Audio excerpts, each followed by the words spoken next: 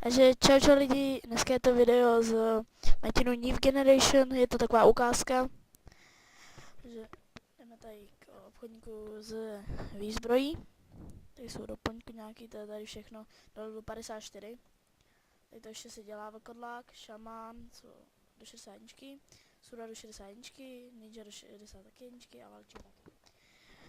A jak se tady se zbraněma, to je vždycky do 85, šípy, jsou tady díky, všechno, vějíře, obojručky a to.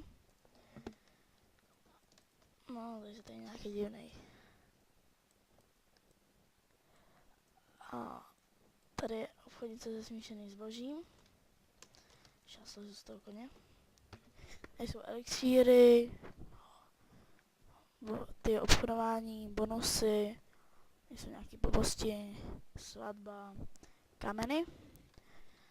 A pak jsou tady na kadeřnici, co všechno tady je.